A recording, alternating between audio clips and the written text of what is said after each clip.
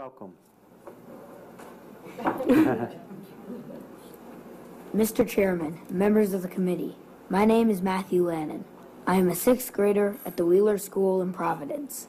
I live with my 2 moms, 2 dads, and big sister, Alicia.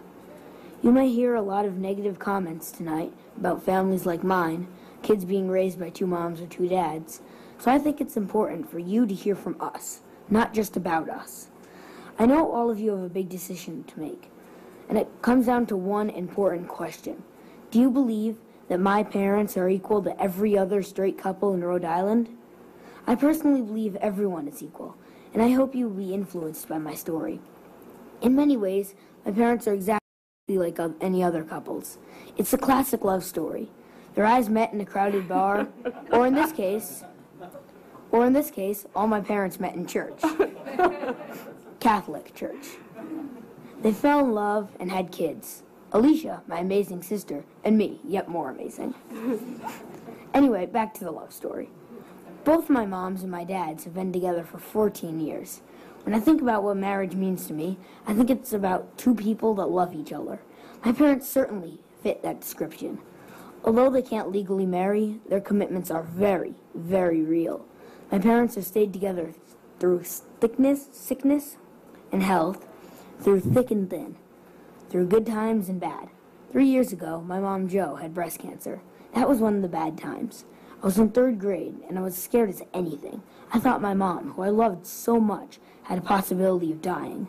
I reacted just like any other kid whose mom had cancer, but our family stuck together as she went through surgery, chemotherapy, and radiation. We also didn't mention her hair when it fell out, because that's what loving families do. We had a lot of good times in our family as well, like when my other mom got her PhD, my sister got into UMass, or my whole family goes to the beach together every summer. If you spent time with us, our family really wouldn't seem any different than yours. I'm pretty much your typical kid. I love to debate, I play chess, love video games, and run cross country. I go to church at St. Martin's. I just completed Rite 13, a ceremony where a child becomes an adult. Becoming an adult makes me think about what I've learned in my family, from church, from school, and my friends, and about the kind of person I want to be when I grow up. So even though I am only 12, I have some ideas of what's important to me. I want to be someone who knows no discrimination. I want to become a man who doesn't judge someone by the color of their skin, their gender, or who they love. I want to use the gift I was given to help make the world a better place. In closing, here's what I believe. If there's one thing you don't mess with in life, it's love. My parents and all the other gay and lesbian people here just want to be happy, just like you. All they want is to be treated fairly. But unlike most of you, they have to come here again, year after year, and explain over and over why their love is equal to yours.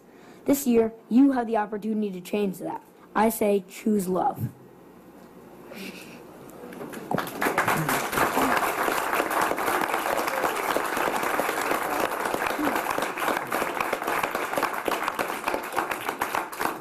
I want to thank you for coming up here. Are there any questions or comments for this witness?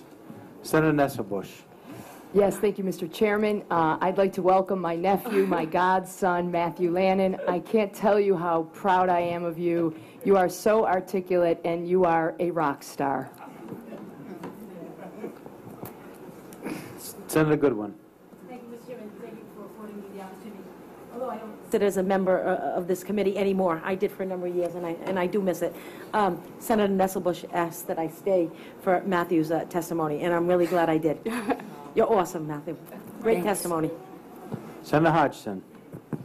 Good evening, Matthew. Thank you very much. I had a chance to read the testimony that you gave in the House a couple months ago, and I sent it to one of my colleagues in the Senate, and he read it. And what he said to me was, did that young man write that himself? Because if he did, there's no way I could vote against this. So I've only got one question for you. Did you write that yourself? Yes. Thank you. And Mr. Chairman, if I may, I just wanted to make a comment to this entire panel. Every one of you, what struck me was the common theme that this is all about family, and I can see from the DeLucas how proud they are of their daughter Louisa. but I've got to imagine that she's just even more proud of you guys. So thank you. Thank you. Are there any more questions or comments for anyone at this panel? Thank you. The next group we have again is David Parker, Celia Wolf Devine, Susan Yoshira, and Pastor Ernie Robillard.